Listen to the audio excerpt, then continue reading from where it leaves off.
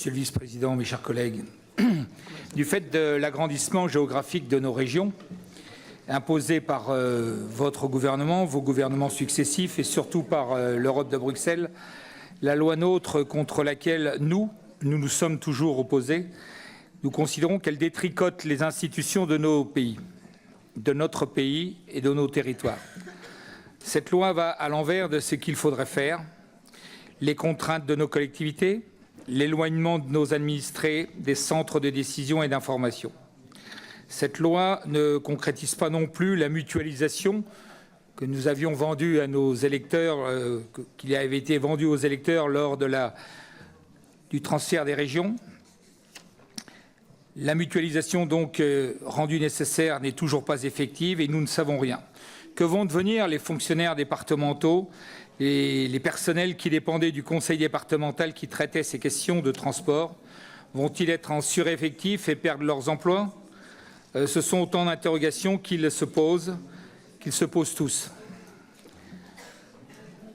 À quelle sauce vont-ils être mangés dès le 1er septembre 2017? Est-ce que leurs contrats de fonctionnaires départementaux vont être adaptés aux régions?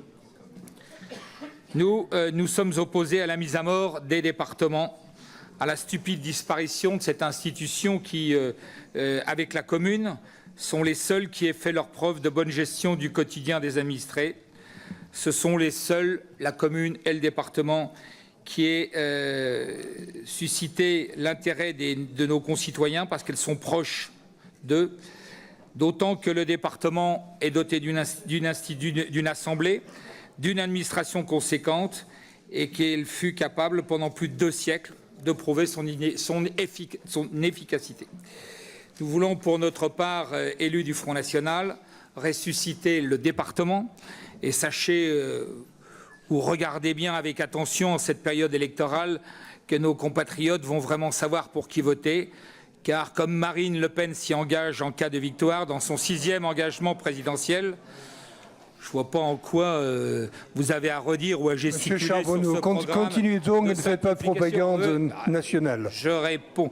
Pourquoi est-ce que nos collègues ont à redire quelque chose ou à gesticuler sur un programme de simplification, de proximité et surtout d'économie dont notre pays a tant besoin? Vous avez tous peur? Auriez-vous tous peur de perdre vos privilèges et vos sièges d'élus régionaux? Oh, écoutez. Monsieur Charbonneau, Monsieur Charbonneau, je vous en prie, gardez de la modération dans vos propos. Gardez de la modération dans vos propos si vous voulez être respecté. Je suis toujours très heureux de vous l'entendre dire. Reprenez de la modération. On pense nous aussi à retrouver d'abord les vrais modes de fonctionnement de France et c'est pour ça que la suppression du département nous conduit à des aberrations, nous a conduit à des aberrations que nous combattons et nous cherchons à rappeler que toute forme de vote hostile au maintien des services dans les départements est un non-sens. Pourquoi, Monsieur le Président, pourquoi, Monsieur le Vice-président, ne voulez-vous pas, ni ne pouvez-vous pas, alors que cela vous est encore possible, retransférer au département les compétences de transport interurbain et transport scolaire? Ou est-ce que vous pensez vraiment que rien ne puisse être réalisé à Bordeaux, dans cette capitale régionale, située dans un rayon de près de 300 km de certains confins de la région? Comme vous tous. Nous aimons nos territoires, mais ce sont surtout les citoyens qui ont besoin de les aimer au plus près. Alors, vous nous demandez de nous prononcer en faveur de versement d'une attribution de compensation de la région aux 12 départements, pendant laquelle la compétence de transport scolaire n'est transférée qu'au 1er septembre. Vous étiez même tout à l'heure le vice-président Lagarde était en train de nous expliquer qu'on allait transférer aux régions, etc. En fait, si vous voulez, il y a une demande de tutelle de l'Europe à laquelle vous vous complaisez. Nous avions déjà voté en décembre dernier le principe de ce transfert afin de ne pas bousculer à l'époque le calendrier. Mais aujourd'hui, nous voterons contre ces 12 délibérations et je conclus, rassurez-vous, parce que je n'ai pas pris 3 minutes pour les 12 délibérations, mais 5 minutes pour les 12. Nous voterons contre les 12 délibérations des dossiers 03 à 03K Et c'est pour ça que je vous suggère également, Monsieur le Vice-président, un vote groupé, puisque vous êtes si pressé d'aller au bout, car nous avions pensé que la région aurait pu laisser au département cette compétence de proximité au lieu d'être gérée de loin, de très loin.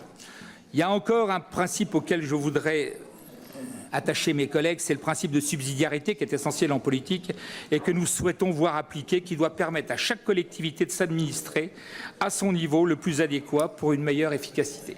Alors, comment répondre dans l'urgence ? Si un jour surgit un problème de climat, si un jour il y a un dérèglement social ou un accident de transport de car, et nous le voyons dans l'actualité hélas, si ce n'est là encore que de se mettre au niveau local. Quant à la revoyure, il était évident que selon pas que mes prescriptions, mais celles de l'ensemble de la classe politique qui regarde un petit peu ce qui se passe, il n'y aura pas dans notre pays dans quelques mois de revoyure, parce que je pense que la France aura retrouvé sa souveraineté totale et que nous saurons remettre à leur place les collectivités. Et je suis très heureux de terminer cet entretien avec vous, Monsieur le Président, avec autant d'optimisme.